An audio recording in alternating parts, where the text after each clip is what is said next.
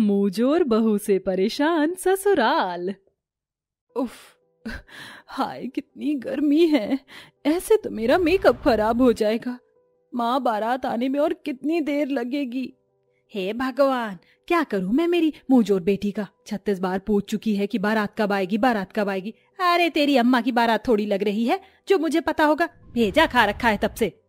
भेजा माने दिमाग होता है, लेकिन माँ आपका दिमाग तो आपकी खोपड़ी में लगा है और मैं तो नॉन वेजिटेरियन हूँ। तो सिर्फ मुंहजोर है। हे भगवान, जल्दी जल्दी से इसकी बारात आ जाए। माँ, आप इस तरह से ऊपर हाथ क्यों उठा रही हैं? बारात कोई आम थोड़ी है जो ऊपर से टपक जाएगा।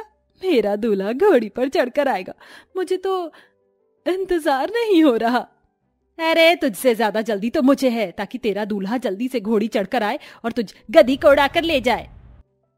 बिठाकर बिठाकर ले जाएगा मेरा दूल्हा मुझको माँ, क्योंकि माँ मैं कोई कटी पतंग थोड़ी हूँ जो मुझे कोई उड़ाकर ले जाएगा।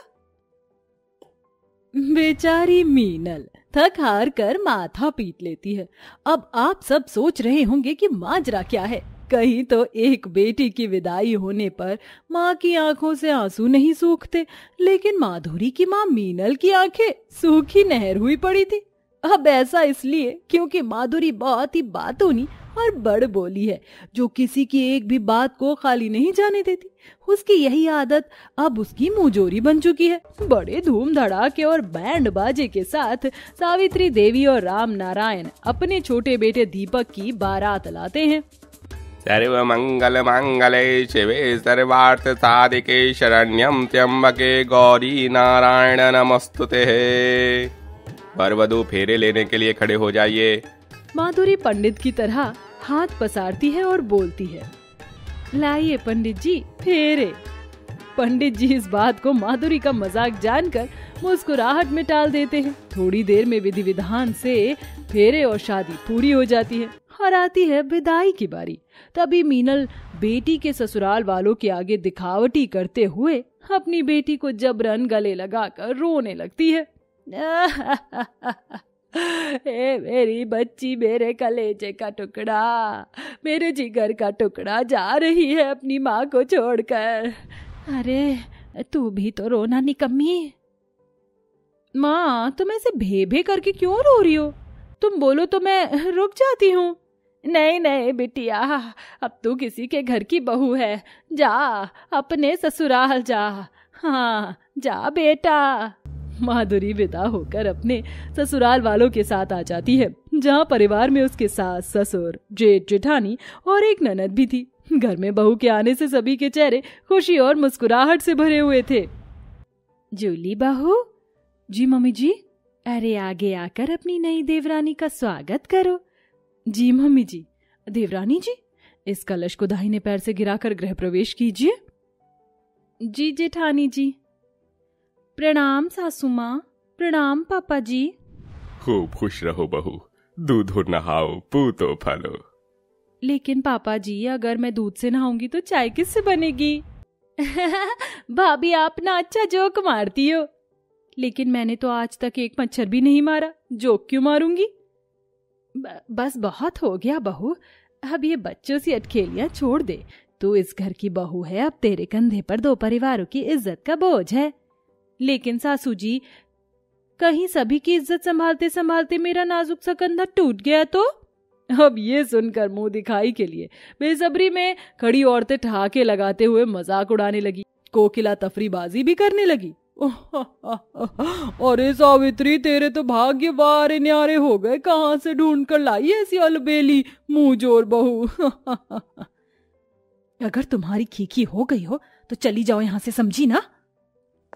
औरतें मुंह फुलाए वहां से चल दी। तभी सावित्री ने उखड़े मिजाज से एकटक अपनी मुंहजोर बहू की ओर देख कर कहा, बहू ने तो हमारी नाक कटवा कर रख दी, लेकिन आप सबकी नाक तो एकदम जगह में लगी हुई है।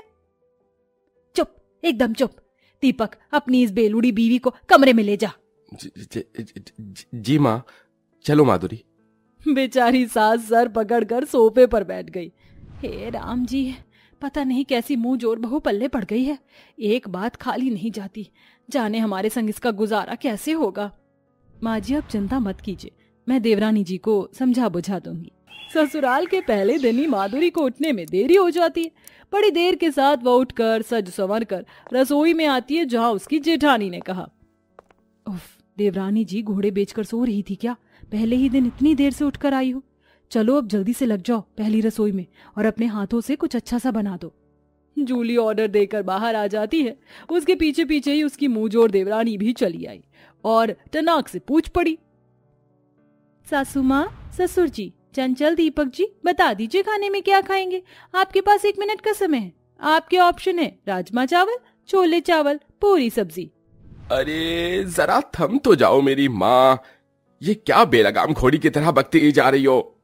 लेकिन मैं आपकी माँ नहीं और ना बेलगाम घोड़ी हूँ, मैं आपकी लुगाई हूँ और आप मेरे पति, और पति परमेश्वर होता है। अरे बस कर, तू फिर से मुंहजोरी शुरू मत कर, जा जाकर खाना बना, पेट में चूहे दौड़ रहे हैं। जब पेट में चूहे दौड़े तब तो आपको खाना नहीं, चूहे मारने की दवाई खानी चाहिए मम्मी जी। अरे मुंहजोर बला, क्यों सुबह सुबह दिमाग का कचरा कर रही है? तो फिर दिमाग का कचरा कूड़ेदान में डाल आइए। बेचारे सभी ससुराल वाले थककर चुप हो जाते हैं, लेकिन हमारी प्यारी मुंहजोर बहू माधुरी कहाँ चुप होने वाली थी। वह लगातार बड़बड़ बड़बड़ किए जा रही थी। ऐसे ही दिन गुजरता है, लेकिन जब भी कोई बात उठती तो हमारी मुंहजोर बहू बीच में टपक पड़ती। क्या बातें चल रही हैं? कोई मुझे भी बताएगा? अरे कुछ नहीं भाभी, हम तो बस एवी। एवी क्या चंचल? कुछ भी नहीं। कुछ तो। अरे माधुरी, जब कोई बात है ही नहीं तो क्यों उस बेचारी के मुंह में उंगली कर रही हो? अरे रहने दे जूली बहू, मुंह जोरी किए बिना इसके पेट का पानी नहीं पचता। अब जा, दिमाग का दही मत बना। लेकिन दिमाग से दही कहाँ बनती है? दही तो दूध से बनती है। हे राम, सत्यानाश हो। पता नहीं कौन सी मनहूस घड़ी में लेकर आए थे इस मुंहजोर बहू को। लेकिन आप सब तो मुझे गाड़ी में लेकर आए थे, घड़ी में थोड़ी लाए थे। अरे हाँ बस भी कर, जा मेरी मुंहजोर बहू। क्या दिन भर बड़बड़ बड़बड़ करके तेरा मुंह नहीं दुखता क्या? तभी सामने से दीपक आ जाता है। अच्छा सुनो माधुरी, मैं काम पर जा रहा हूँ। नहीं सुनूंगी तो क्या नहीं जाओगे? अरे देवरानी जी, अब देवर जी से भी मुंहजोरी शाम को कर लेना। शाम को इनसे मुंहजोरी करूं तो सुबह किससे करूं? अब तुम मेरा भेजा गर्म कर रही हो। लेकिन मैंने तो भेजा बनाया ही नहीं, मैंने तो भुर्जी बनाई है। बहू की मुंहजोरी को देखकर एक बार फिर बेचारे ससुराल वाले हार मानकर अपना मुंह बंद करके बैठ जाते हैं। इसी तरह से दिन बीतते हैं और एक दिन बाजार में माधुरी के हाथ एक इश्तेहार आता है। अरे जल्दी जल्दी कीजिए, जल्दी कीजिए, इस इश्तेहार का फायदा उठाइए। बड़बोली बहू कंपटीशन जीतने वाले को 1 लाख रुपए का जबरदस्त इनाम। ये सुनकर माधुरी की आंखें चमक उठती हैं और वह इश्तेहार लेकर घर आ जाती है और लिखे गए नंबर को डायल करके अपने नाम लिखवाती है। जिसके बाद कंपटीशन का दिन भी आ जाता है। बिगड़े मिजाज से माधुरी के ससुराल वाले भी उसके साथ जाते हैं। अरे मैं फिर कहती हूँ मेरी मुंहजोर बहू अपना नाम वापस ले ले। क्यों अपने बेचारे ससुराल वालों की बची कुछ इज्जत का भी फालूदा बनाने पर तुली है? फालूदा तो दूध से बनता है, इज्जत से नहीं। हे भगवान, पता नहीं अकल बट रही थी तो जरूर मेरी बहू ये मुंहजोर बहू छन्नी लेकर खड़ी होगी। हे भगवान, अब तो तू ही हमारी लाज रखना।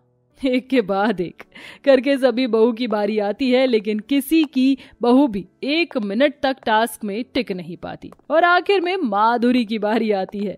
वह लगातार बड़बड़ बड़बड़ बातें करके जीत हासिल करती है और 1 लाख रुपए के साथ जीतकर अपने ससुराल वालों का नाम और मान बढ़ाती है। लेडीज एंड जेंटलमैन, हर इंसान में कोई ना कोई कमी और खूबी होती है। कोई बहुत ज्यादा बातूनी होता है तो कोई बहुत ज्यादा कम बोलना पसंद करता है।